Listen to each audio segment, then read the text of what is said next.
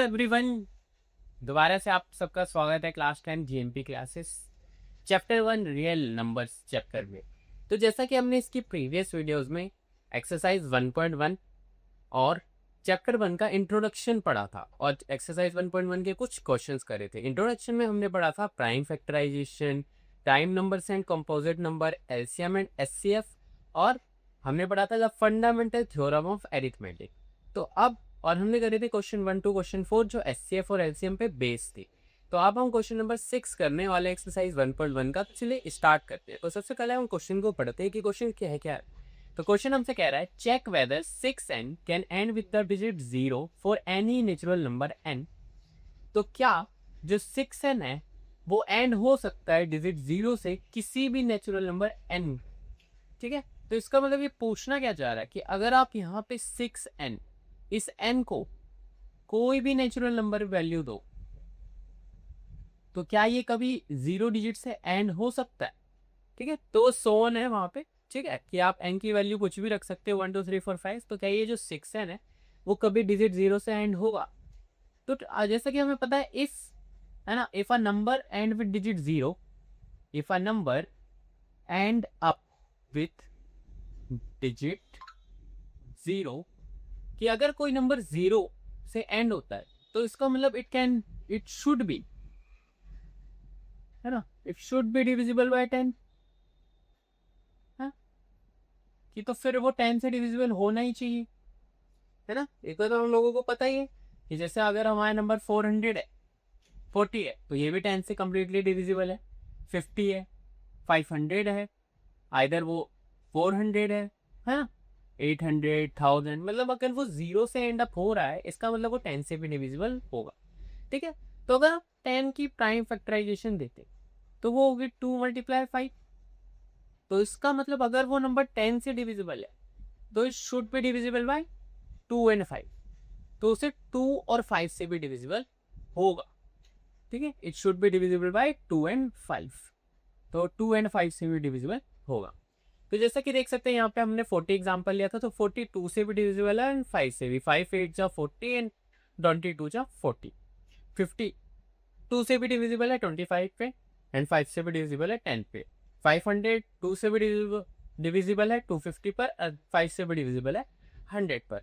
तो इसका मतलब कि जो भी नंबर 10 से डिविजिबल होता है, तो अगर हम 10 की प्राइम फैक्टराइजेशन करें तो हमें पता चला कि वो नंबर 2 एंड 5 से भी डिविजिबल होगा।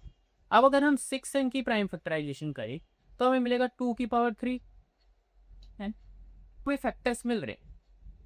ठीक है, तो वो हमें मिल रहे 2 और 3, हमें यहाँ पर 5 नहीं मिल रहा। ठीक है, तो इसका मतलब ये है कि 5 से ये नंबर कभी डिविजिबल नहीं होगा।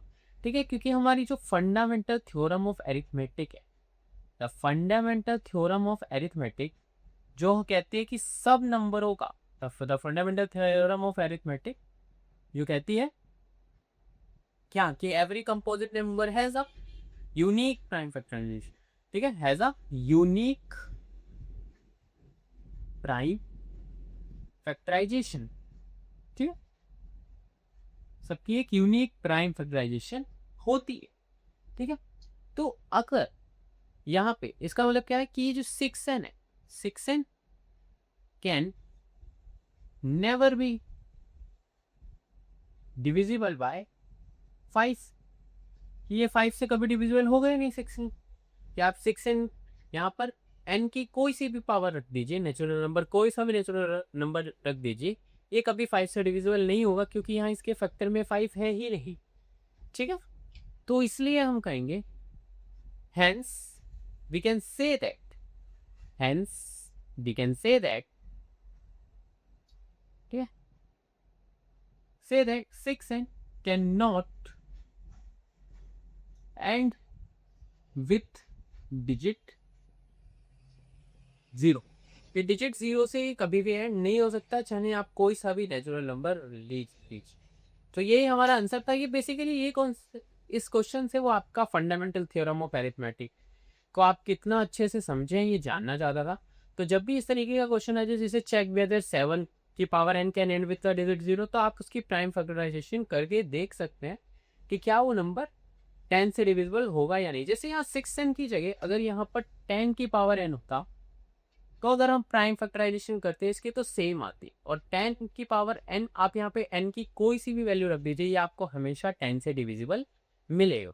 ठीक है, तो इस तरीके से आप चेक कर सकते हैं। या फिर अगर मैं कहूँ यहाँ पे 20 की पावर n होता तो इधर भी आप 2 × 5 लिखते तो वहां पे भी आपको 2 × 5 मिल जाता। इसका मतलब यहाँ पे भी n की पावर रखने से आपको वो नंबर मिलेगा जो 10 से डिविजिबल होगा। आई होप आपको ये क्वेश्चन समझ आ गया होगा कि हमने इसमें basically fundamental theorem of arithmetic को और अच्छे से समझा है। अब बढ़ते हैं क्वेश्चन नंबर 7 की तरफ।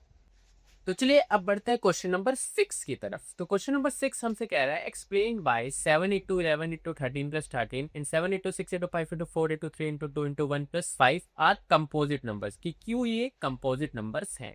तो चलिए समझते हैं। तो हमने कंपोजिट नंबर्स पढ़ रखा है। प्राइम नंबर्स कौन से होते हैं? वो नंबर्स जिनका फैक्टर वो नंबर खुद और 1 होता है, जबकि कंपोजिट नंबर्स हमारे वो जिसके एक से ज्यादा फैक्टर्स होते हो तो उन्हें कंपोजिट नंबर कहते हैं। ठीक है, तो हमारे पास जो नंबर दे रखा है सबसे पहले हम गिवन नंबर को लिख लेते हैं 7 × 11 × 30 + 30। तो सबसे पहले हम इस नंबर को लेंगे फिर उसको, क्योंकि दोनों अलग अलग नंबर हैं। तो देखिए यहाँ पर अगर आप देखेंगे यहाँ पे 13 दो बार आ रहा है तो हम 13 को कॉमन ले लेते हैं। ठीक है, क्योंकि 13 दो बार है तो ये हो जाएगा 7 × 11 × 1 + 1, है ना। ये 13 इनसे तो इंटू हो ही रहा था तो यहाँ पे 1 कॉमन आ गया प्लस। ठीक है, अब अगर देखो यहाँ पे 13 7 × 11 हो जाएगा तुम्हारा 77 + 1 78। तो ये हो जाएगा 13, ये हो जाएगा 78। अगर तुम 17 को फैक्टराइज कर दो तो वो हो जाएगा 13 × 13 × 6। तो अब हम देख सकते हैं कि hair 13 and 6 are the factors of this arithmetic number, है ना। ये जो अरिथमेटिक नंबर बनता, अरिथमेटिक नंबर ये जो बनेगा मल्टीप्लाई करके, उसके जो फैक्टर्स है वो 13 and 6 है अरिथमेटिक नंबर। ठीक है, तो इसका मतलब it is a composite number, क्योंकि इसके एक से ज्यादा फैक्टर हैं तो ये कैसा नंबर हुआ? Composite number. ठीक है, वहीं पर अगर हम दूसरे वाले को देखें 7 × 6 × 5 × 4, 7 × 6 × 5 × 4 × 3 × 2 × 1 + 5। तो यहाँ पर देखो 5 दो बार आ रहा है तो हम 5 को कॉमन ले लेंगे, बाकी सबको छोड़ देंगे। ठीक है, तो 5 को बाहर ले लो एंड बाकी सबको 7 × 6 × 4 × 3 × 2 × 1 + 1। ठीक है, तो जब आप इन नंबर को मल्टीप्लाई करेंगे तो आपको जो आंसर मिलने वाला है वो आएगा 1008। 7 से गया 42, 42 को हो जा फिर उसे 3 से फिर 2 फिर 1 तो 1008 मिलेगा। तो जब आप इन्हें देखोगे तो यहाँ मिलेगा आपको 5 and 1009। तो आप देखेंगे यहाँ पे जो नंबर बता उसके दो फैक्टर मिल रहे हैं हमें 5 और 1009। 1009 को और स्प्लिट नहीं किया जा सकता, तो यहाँ पे हम लिख सकते हैं क्या कि hair 5 and 1009 are the factors of this number, है ना, this arithmetic number।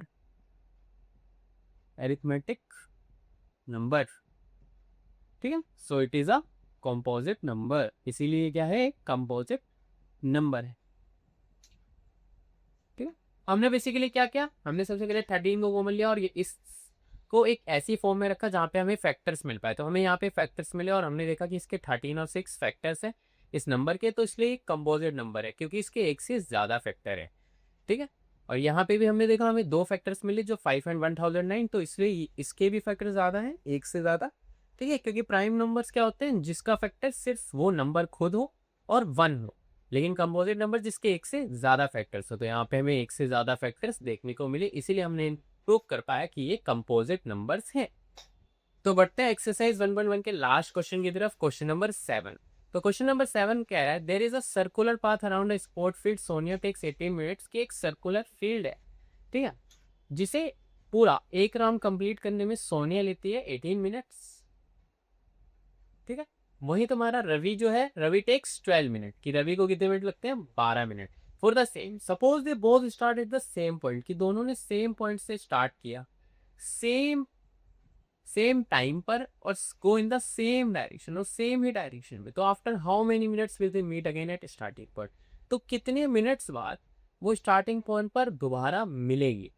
तो ये बेसिकली एक एलसीएम और एचसीएफ टाइप का क्वेश्चन है, इसमें हमें एलसीएम कैलकुलेट करना है, ठीक है। तो अगर हम सॉल्यूशन निकालेंगे तो सबसे पहले हम 18 का प्राइम फैक्टराइजेशन करेंगे, क्योंकि सोनिया को 18 मिनट्स लग रहे हैं, तो 8 का प्राइम फैक्टराइजेशन हो जाएगा 2 2 3 जा 6 6 3 जा 18, है ना।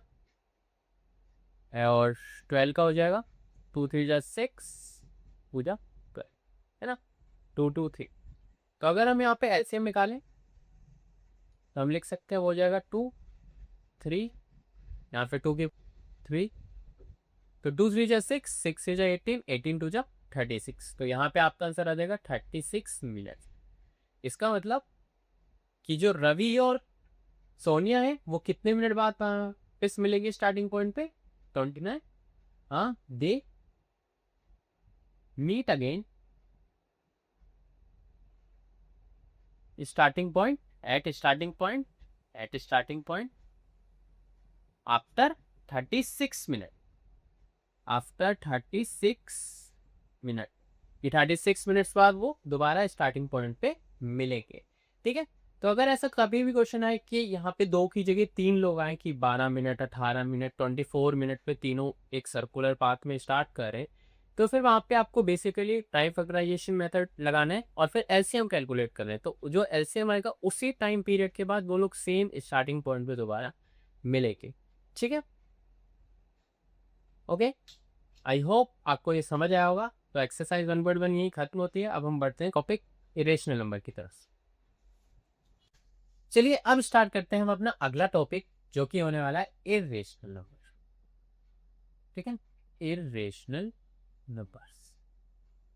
तो जैसा कि आप सबको पता है, हमारे रेशनल नंबर्स वो होते हैं जिन्हें हम पी वाई क्यू की फॉर्म में लिख सकते हैं। रेशनल नंबर्स कौन से होते हैं जिन्हें आप पी वाई क्यू की फॉर्म में लिख सकते हो, है ना, पी वाई क्यू की फॉर्म में लिख सकते हैं, जहाँ पे क्यू नॉट इक्वल टू 0 होता है, ठीक है। लेकिन इरेशनल नंबर्स क्या होता है, इरेशनल नंबर्स वो जिन्हें आप पी वाई क्यू के फॉर्म में नहीं लिख सकते। Irrational numbers are those numbers are those cannot be written in the form of p by q, ठीक है। और ये एक तरीके से नॉन टर्मिनेटिंग, नॉन रिपीटिंग या रिकरिंग डेसिमल्स भी होते हैं, ठीक है। जैसे अगर आप √2 को कैलकुलेटर में कैलकुलेट करो तो इसकी वैल्यू आपको कुछ 1.4132 समथिंग बहुत लंबी वैल्यू मिलने वाली है, जो एक कंटिन्यूस वैल्यू होगी। और आप देखेंगे कि ये डिजिट्स रिपीट भी नहीं हो रही और ये एंड भी नहीं हो रही। तो इस तरीके के नंबर्स इरेशनल नंबर कहलाते हैं, जिन्हें आप पी वाई क्यू की फॉर्म में नहीं लिख सकते, ठीक है। जैसे √2 हो गया, ठीक है। और आपके कौन से रेशनल नंबर हो सकते हैं, √5 एक इरेशनल नंबर है, √3 एक इरेशनल नंबर है। यानी आप ये भी कह सकते हैं कि रूट के अंदर जो एक्स है वो एक्स एक प्राइम नंबर हो तो भी वो आपका इरेशनल नंबर हो जाएगा। जैसे आप कोई सा ले लीजिए, अगर प्राइम नंबर √7 √11, ये सारे कैसे नंबर है, इरेशनल नंबर है, ठीक है। आप जब भी इनकी वैल्यू कैलकुलेटर से कैलकुलेट करेंगे या खुद से निकालने की कोशिश करेंगे तो आपको एक कंटिन्यूस वैल्यू मिलती रहेगी, ठीक है। वो भी नॉन टर्मिनेटिंग और नॉन रिकरिंग डेसिमल प्लेसेस के साथ, कि कोई भी नंबर बार बार रिपीट नहीं हो रहा होगा, ठीक है। अब हम बात करते हैं इरेशनल नंबर्स की। हमने बात कर ली कि वो जिन्हें पी वाई क्यू की फॉर्म में नहीं लिखा जा सकता और जिन्हें रूट्स में ज़्यादातर दिखाया जाता है, ठीक है। इसके अलावा इन्हें फ्रैक्शंस में भी दिखाया जाता है, बट बहुत रेयर, ठीक। ज़्यादातर हमें रूट्स की फॉर्म में देखने को मिलेंगे आपको ये, ठीक है। अब हम बात करते हैं थ्योरम 1.2 की। हमारी पहली थ्योरम थी the fundamental theorem of arithmetic. अब हम दूसरी थ्योरम की बात करेंगे 1.2 की और समझते हैं कि वो क्या कहती है। चलिए चलिए अब बढ़ते हैं थ्योरम 1.2 की ओर। तो थ्योरम 1.2 एक्चुअली में कहना क्या चाहती है, समझते हैं। Let P be a prime number, कि अगर पी एक प्राइम नंबर है और if P divides A square then P divides A, कि अगर पी मान लीजिए प्राइम नंबर है और वो अगर ए स्क्वायर को डिवाइड कर रही हो तो वो ए को भी डिवाइड करेगा पी, ठीक है। जहां पर जो ए है वो हमारा एक पॉजिटिव इंटीजर होने वाला है, ठीक है। इसे एक एग्जांपल से समझते हैं, ठीक है। लेट सपोज हम ए की एक वैल्यू लेते हैं। तो मान लीजिए आपने ए स्क्वायर लेट्स 6 का स्क्वायर 36 और पी हमारा प्राइम नंबर है तो प्राइम नंबर हम 2 ले लेते हैं। तो आप देखेंगे 2 से जब 36 डिविजिबल है, ठीक है, तो आप देखेंगे कि जो 6 है ए वो भी 2 से डिविजिबल है, ठीक है। तो यही बात ये कहना चाह रहा है कि ए स्क्वायर अगर पी से डिविजिबल है और पी एक प्राइम नंबर है तो वो जो नंबर है ए वो भी उस पी से प्राइम नंबर से डिविजिबल होगा, ठीक है। जैसे अगर 10 का स्क्वायर है, ठीक है, और हमारा प्राइम नंबर है 5, ठीक है, तो 10 का स्क्वायर 100 5 से डिविजिबल है और वहीं 10 खुद भी 5 से डिविजिबल है। तो यहाँ भी ये बात सही है कि ए स्क्वायर जो था वो भी प्राइम नंबर 5 से डिविजिबल था और जो ए है वो भी प्राइम नंबर 5 से डिविजिबल है, ठीक है।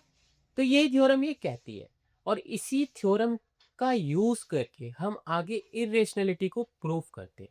थ्योरम 1.2 है, इसका कोई जो प्रूफ है जो आपकी बुक्स में मेंशन है वो एग्जाम पॉइंट ऑफ व्यू से ज़रूरी नहीं है कि वो एग्जाम पॉइंट ऑफ व्यू से आपके पेपर में इसका प्रूफ नहीं पूछा जाएगा।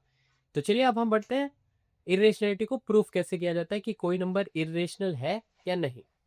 तो चलिए आप प्रूफ करना सीखते हैं इरेशनलिटी को। तो proof that root 2 is irrational. तो ये बहुत इंपॉर्टेंट है हमारे बोर्ड एग्जाम्स के लिए क्योंकि ये पूछा ही जाता है कि आपको रूट 2 दे देगा, रूट 3 दे देगा, रूट 5 दे देगा, रूट 7 दे देगा और पूछेगा कि इसे इरेशनल प्रूफ करो। तो इसका एक सिंपल मेथड है, आप उससे फॉलो करेंगे हर बार आपका आंसर इजीली आ जाएगा। और ये 4 नंबर का क्वेश्चन आता है बोर्ड के पेपर्स में। तो आइए समझते हैं इसके प्रूफ को, ठीक है। तो सबसे पहले यहाँ पे हम एज्यूम्शन करते हैं, ठीक है, कि अगर रूट 2 इरेशनल नहीं है, ठीक है, यहाँ पे हम जिस कॉन्सेप्ट का यूज करते हैं इसे प्रूफ करने के लिए उसे कहते हैं कॉन्ट्राडिक्शन, ठीक है। कॉन्ट्राडिक्शन होता है कि मतलब जब विरोधाभास, कि जैसे आपने कहा, ठीक है, जैसे हमने माना कि मेरी जेब में 100 रुपए है, ठीक है, कि मेरी जेब में 100 रुपए का नोट है, बट जब आपने मेरी जेब चेक करी तो आपको मिल गया 500 रुपए का नोट। तो जो आपने माना था वो गलत हो गया इस तरीके से। तो इसे ही कहते हैं कॉन्ट्राडिक्शन, कि जो हमारी एज्यूम्शन है वो जो गलत हो जाए फैक्ट से, ठीक है, कि ये फैक्चुअल स्टेटमेंट है कि मेरी जेब से 500 रुपए निकले हैं, ठीक है, और ये आपने माना था कि मेरी जेब में 100 रुपए है। तो फैक्चुअल इंफॉर्मेशन से जब आपकी एज्यूम्शन गलत हो जाए उसे ही कहते हैं कॉन्ट्राडिक्शन, ठीक है, विरोधाभास, क्योंकि ये तो एक विरोध की स्थिति हो गई कि आपने माना था 100 और मेरी जेब से निकल गया 500 रुपए, ठीक है। तो इसी मेथड का यूज करके और थ्योरम 1.2 का यूज करके हम इस चीज को प्रूफ करते हैं हर बार क्वेश्चन में, ठीक है। तो चलिए जल्दी से स्टार्ट करते हैं। तो सबसे पहले लेट अस एज्यूम, ठीक है, हम एज्यूम करेंगे क्या कि रूट 2 क्या है, एक रेशनल नंबर है। Root 2 is a rational number. तो अगर रूट 2 एक रेशनल नंबर है तो root 2 is equal to a by b, जहां पे ए और बी क्या होंगे, हमारे को प्राइम्स। को प्राइम्स का मतलब होता है कि इन दोनों का जो कॉमन एचसीएफ है, मतलब इन दोनों का जो एचसीएफ है वो 1 होता है। को प्राइम्स का मतलब क्या है, इनका जो एचसीएफ होगा ए और बी का वो 1 होगा, ठीक है। तो अब नहीं माना है, आगे भी यहाँ पर है, यहाँ जाके क्रॉस मल्टीप्लाई तो ये हो जाएगा 2b इक्वल टू ए। अब हम स्क्वायरिंग कर देंगे, स्क्वायरिंग बोथ साइड्स। तो जैसे हम स्क्वायर कर देंगे दोनों साइड तो ये हो जाएगा क्या, रूट 2b का स्क्वायर इक्वल टू ए का स्क्वायर। तो इस स्क्वायर से ही रूट कट जाएगा तो ये बचेगा 2, बी का square b square equal to a square. तो बी स्क्वायर आ जाएगा आपका ए स्क्वायर बाई 2 के बराबर, ठीक है। तो अब आप यहाँ पे देख सकते हैं, क्लियरली दिख रहा है कि ये जो 2 है वो इस ए स्क्वायर को डिवाइड कर रहा है। इसे आप इक्वेशन नंबर 1 नाम दे दीजिए। तो ये क्या है, जो 2 है वो डिवाइड कर रहा है ए स्क्वायर को, 2 डिवाइड्स ए स्क्वायर, ठीक है। इसका मतलब 2 जो है वो ए को भी डिवाइड करेगा, 2 डिवाइड ए, जो कि हमारी क्या करते हैं, डिवाइड्स ए, क्योंकि 2 हमारा क्या है, प्राइम नंबर है। तो जहाँ जो हमारी 2 थ्योरम 1.2 को सेटिस्फाई करता है, ठीक है। तो हम मान लेते हैं कि जो a बाई 2 है वो कुछ सी एज्यूम कर लिया हमने कि जो 2 है वो 1 को डिवाइड कर रहा है, उसे हमने एक सी नंबर एज्यूम कर लिया कि डिवाइड करने के बाद जो भी नंबर आता है वो सी के बराबर है, ठीक है। तो अब हम इसे यहाँ क्रॉस मल्टीप्लाई करेंगे तो हमारी a की वैल्यू आ जाएगी 2c के बराबर, ठीक है। तो अब हम इस वैल्यू को इस इक्वेशन फर्स्ट में पुट कर देंगे। तो b² इज इक्वल टू, ठीक है, यहाँ पे लिख देना पुट इन इक्वेशन 1 कि इक्वेशन 1 में हम इस वैल्यू को पुट कर देंगे। तो यहाँ पे बी स्क्वायर और ए स्क्वायर की वैल्यू अब हमारे पास है 2c² अपॉन 2। तो ये हो जाएगा बी स्क्वायर, ये हो जाएगा 4c² और ये हो जाएगा 2, तो 2 2 जा 4, तो b square equal to 2c²। ठीक है, तो यहाँ पे जैसी आप यहाँ पहुंचेंगे तो आप देखेंगे कि ये 2 यहाँ पे डिवाइड में चला जाए, तो b square by 2 equal to c²। इसका मतलब क्या है कि जो 2 है वो बी स्क्वायर को डिवाइड करेगा, ठीक है, और 2 ही हमारा बी को भी डिवाइड करेगा। ठीक है, तो इसका मतलब ये क्या होगी, थ्योरम 1.2 दोबारा से। लेकिन अब यहाँ पे जो मेन बात आती है, अभी हमने देखा इसका मतलब, ठीक है, मैं यहाँ पे लिख देता हूँ, इसका मतलब देयरफॉर, ठीक है, a and b have at least 2 as a common factor. ठीक है, कॉमन फैक्टर। इस बात का क्या मतलब हुआ कि 2 जब ए को भी डिवाइड कर रहा है और 2 जब बी को भी डिवाइड कर रहा है, तो दोनों का 2 कॉमन फैक्टर होगा ही होगा एटलीस्ट। ठीक है, और यहाँ पे हमारी जो कॉन्ट्राडिक्शन थी, ठीक है, हमारी जो कॉन्ट्राडिक्शन थी वो ये थी कि ए एंड बी क्या है, a and b common prime है। ठीक है, बट यहाँ तो क्या हो रहा है, कॉन्ट्राडिक्ट हो रहा है, क्योंकि a and b common factor, ठीक है, but this contradicts the fact that A and B are co-primes। ठीक है, पर ये कॉन्ट्राडिक्ट कर रहा है किस फैक्ट को, कि ए एंड बी आर को-प्राइम्स है, कि उनका सिर्फ 1 ही हो सकता था। ठीक है, अब ये जो कॉन्ट्राडिक्शन है ये क्यों अराइज हुई, ये हमारी रॉन्ग एज्यूप्शन की वजह से अराइज हुई। इसीलिए फिर हम लिखते हैं कि this contradiction is arises due to our wrong assumption, hence root 2 is an irrational number. कि हमारी एज्यूप्शन गलत थी, इसीलिए हम कहेंगे कि रूट 2 एक इरेशनल नंबर है, क्योंकि जब वो रेशनल नंबर नहीं है तब वो इरेशनल नंबर ही है। ठीक है, तो ये तरीका होता है कि रूट 2 को इरेशनल प्रूफ कैसे किया जाता है। और इसी सेम मेथड से आप रूट 2 को, रूट 3 को, रूट 5 को, रूट 7 को, किसी को भी इरेशनल प्रूफ कर सकते हैं। आई होप आपको ये समझ आया होगा। ठीक है, आपका कोई भी डाउट हो इसके रिगार्डिंग तो आप कमेंट सेक्शन में वो डाउट छोड़ सकते हैं। तो आइए आप समझते हैं show that root 5 minus root 3 is irrational. कि अगर आपका इस तरीके से कॉम्बिनेशन में आ जाए तो आप किस तरीके से प्रूफ करेंगे कि वो इरेशनल नंबर है या नहीं। ठीक है, तो तरीका सेम रहेगा। सबसे पहले लेट अस एज्यूम, हम एज्यूमशन लेंगे क्योंकि हमें कॉन्ट्राडिक्शन ही प्रूफ करनी। तो हम एक एज्यूमशन लेंगे कि 5 minus root 3 is a rational number. ठीक है, कि ये एक रेशनल नंबर है, हमने एज्यूम कर लिया। अब जैसे आप इसे एज्यूम करेंगे कि 5 माइनस रूट 3 एक रेशनल नंबर है, तो आप क्या करेंगे, 5 माइनस रूट 3 को बराबर रख देंगे ए बाई बी के, जहाँ पे हमारा ए एंड बी क्या है, को प्राइम्स है। ए एंड बी आर को प्राइम्स। को प्राइम्स का मतलब मैंने आपको पहले भी बताया, जिनका एस 1 हो और बी आपका नॉट इक्वल टू 0 हो। ठीक है, अब क्या होगा, जैसे आप इधर देखेंगे तो ये जो माइनस का रूट 3 है ये उधर चले जाएगा और ये ए प्लस भी इधर आ जाएगा, ए माइनस, तो यहाँ पे आ जाएगा आपका 5 minus A by B equal to root 3। Rearrange कर देते हैं इस इक्वेशन को। ठीक है, रीअरेंजिंग करेंगे, रीअरेंज, तो आप देखेंगे ये जो रूट 3 इस साइड रख लीजिए और बाकी 5 माइनस ए बाई बी इस साइड। ठीक है, अब आपको एलसीएम लेना तो आता ही होगा, हम इधर एलसीएम ले लेते हैं। तो ये हो जाएगा 5b माइनस ए अपॉन बी। ठीक है, तो ए और बी हमारे इंटीजर से, जैसे कि हमें पता है कि ए एंड बी हमारे क्या होते हैं, a and b are integers. तो अगर ए एंड बी इंटीजर से, तो ये क्या हो जाएगा, 5b माइनस ए बी क्या हो जाएगा, 5b minus A by B equal to rational number आ जाएगा।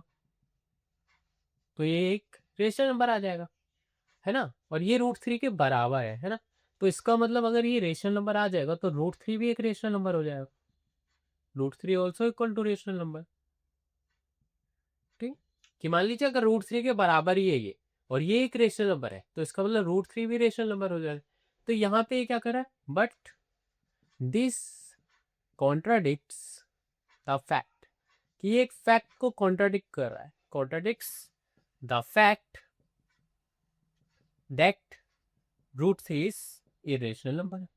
पर हमें तो पता है कि रूट 3 कैसा एक इरेशनल नंबर है, ये एक फैक्ट है। ठीक है, इस फैक्ट को कॉन्ट्राडिक्ट कर, इट मीन्स इसका क्या मतलब हुआ, our assumption was wrong, our assumption was wrong. So 5 minus root 3 is irrational number. ठीक है, तो 5 माइनस रूट 3 क्या हो गया, इरेशनल नंबर हो गया. इस तरीके से हमने इसे प्रूव किया. तो आई होप आपको ये समझ आया हो. ठीक है, तो अगर आपका कोई भी डाउट इसके रिगार्डिंग रहता है तो आप कमेंट सेक्शन में ज़रूर लीव करिए. ठीक है, और आज की वीडियो में हम इतना ही करने वाले हैं. नेक्स्ट वीडियो में हम एक्सरसाइज 1.2 करेंगे जिसमें सिर्फ 3 ही क्वेश्चन है. तो वो वीडियो बहुत जल्द आने वाली है वेडनेसडे को, तो आप उसे ज़रूर देखिए.